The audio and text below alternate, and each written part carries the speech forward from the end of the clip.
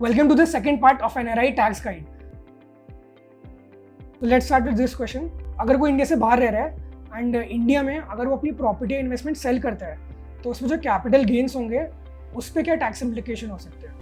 देखिए, cell of property में taxation तो सेम है कि अगर आप लॉन्ग टर्म कैपिटल यानी प्रॉपर्टी का पीरियड अगर 2 साल से ऊपर है तो इंडेक्सेशन के बाद आपको 20% टैक्स पे करना है।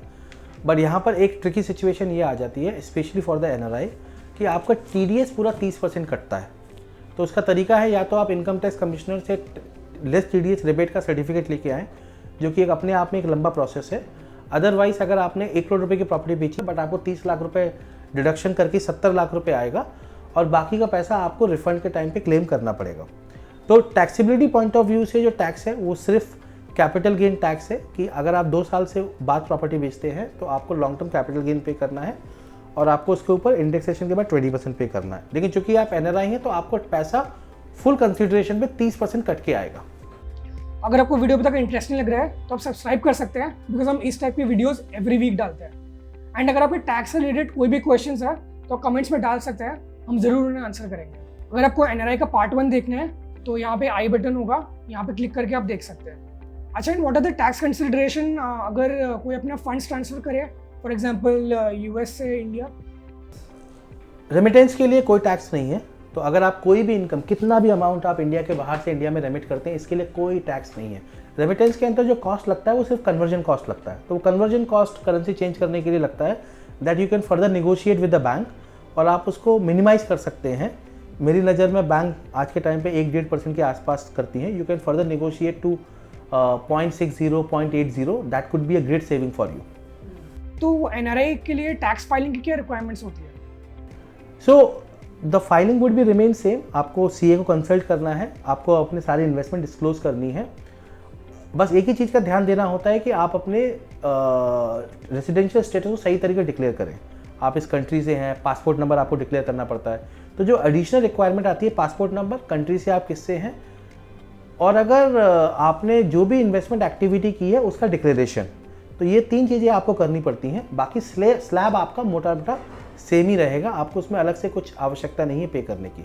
दूसरा, आपको कोई भी इनकम डिस्क्लोज करने की आवश्यकता नहीं जो आपने इंडिया के बाहर कमाई है। तो मान के चलिए आप यूएस में हैं और वहाँ पर आप 1 crore rupees you are earning it, you don't need disclose 1 crore rupees here, okay, that would be a subject of US taxation law.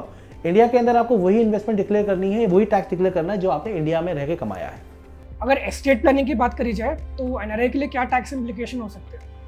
ये एक बहुत ट्रिकी है। जनरली क्या है कि अगर आपके पास फॉरेन सिटीजनशिप है, जैसे आप यूएस के सिटीजन हैं या आप चाइना के सिटीजन हैं, तो बहुत सारी कंट्री में आज के टाइम पे लेगेसी टैक्स है। तो मतलब मेरे बाद जो भी पैसा अगर मेरी नेक्स्ट जनरेशन को पास होगा तो उस पर टैक्स पे करना पड़ेगा, and that tax start with 10% two goes to 30-40% as well in some of the countries. तो what generally get advise, the world में the most common practice is creating a family trust. तो अगर आपके पास बहुत बड़ी legacy है जो आपको लगता है कि जो नेक्स्ट जनरेशन पास होगी, अभी इंडिया के अंदर लेगेसी टैक्स नहीं है, लेकिन आपका कोई प्लान नहीं है इंडिया वापस आने का, आप बाहर ही सेटल होने वाले हैं और उस कंट्री में लेगेसी टैक्स है, तो हमेशा एडवाइस होता है कि आप ग्रेजुअली अपने पैसे को फैमिली ट्रस्ट में कन्वर्ट कर लें। तो उससे एडवांटेज ये होगा कि even after you going the trust ownership will get transferred, उसकी वजह से आपको लेगेसी टैक्स पे नहीं करना पड़ेगा। ये बहुत बड़ी टैक्स सेविंग होगी। तो वर्ल्ड में the maximum bigger people create family trust और उसके बेसिस पे वो इन्वेस्टमेंट्स करते रहते हैं। अगर किसी एनआरआई को रिटायरमेंट प्लान करना है with respect to their Indian income, तो वो टैक्स प्लानिंग कैसे कर सकते हैं? सो ये जब हमारे पास, हम करीब आज के समय पे 29 कंट्रीज़ में एनआरआईज मैनेज करते हैं, जो सबसे बड़ी डिलेमा ये रहती है कि till last people are not clear कि हम रिटायर कहाँ होने वाले हैं, है ना। तो हमारा हमेशा सजेशन है कि आप रिटायरमेंट प्रेफरेंस इंटरनेशनल के हिसाब से करिए, ना कि इंडियन इनकम के हिसाब से। हमें समझ में आता है कि अगर आप यूएई में हैं तो वहाँ परमानेंट सिटीजनशिप नहीं है, तो शायद वो सिटीजनशिप नहीं मिलेगी। बट यूएस, यूके में people get citizenship, and even अगर यूके में कोई रिटायर नहीं होना चाहता, वो स्पेन या बाकी किसी देश में जाकर रिटायर हो, जर्मनी में रिटायर हो सकता है। पर ये देश बहुत एक्सपेंसिव है, तो रिटायरमेंट प्लानिंग बहुत ट्रिकी सिचुएशन है। हमारा हमेशा सजेशन रहता है कि आप इंटरनेशनल इनकम के हिसाब से अपना रिटायरमेंट प्लान कीजिए। तो जैसे अगर उस देश में आपके आज के खर्चे 2 लाख रुपए हैं, तो इंडिया में जाहिर सी बात है 1 लाख रुपए से ऊपर नहीं होगा। तो हमारी सजेशन है कि आप 2 लाख से प्लान कीजिए। अगर आप इंडिया आते हैं तो आपके पास सरप्लस पैसा होगा, है ना। तो ये एक तरीका है। दूसरा है कि आप एनआरई के थ्रू इन्वेस्टमेंट कीजिए, जिससे पैसा वापस ले जाना भी पड़ा तो आपको तकलीफ नहीं होगी ना। तीसरा ये है कि आप इंडिया के अंदर पेंशन इनकम को यूज़ कर सकते हैं, क्योंकि इंडिया में अभी इंटरेस्ट रेट 6-7% के आसपास है, बाहर इंटरेस्ट रेट नहीं है। तो इस तरीके के इंस्ट्रूमेंट जो है आपको better tax efficient, better safety, better consistency of income दे सकते हैं अदर देन इक्विटी।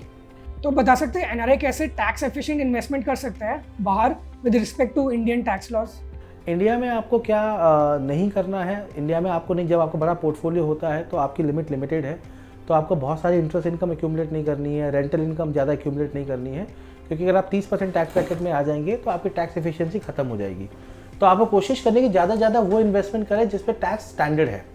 जैसे इक्विटी 10% आपको पे करना है, आप कोई भी इनकम कमाए उसके ऊपर। दूसरा ये है कि आपका अगर इंडिया के बाहर टैक्सेशन बहुत ज़्यादा है तो फिर आप ये कर सकते हैं कि आप इन्वेस्टमेंट ट्रस्ट के थ्रू कर सकते हैं। तो ट्रस्ट का एक इंडिपेंडेंट टैक्सेशन होगा, बाद में वो स्टेट प्लानिंग के फॉर्म में भी काम आएगा, and this will help you to cut down your tax rate little faster and can optimize the overall value. So अगर आपको वीडियो अच्छा लगा तो आप सब्सक्राइब करिएगा एंड अपने फ्रेंड्स एंड फैमिली के साथ जरूर शेयर करिए। एंड ऐसे ही और वीडियोस देखने के लिए ये है प्लेलिस्ट।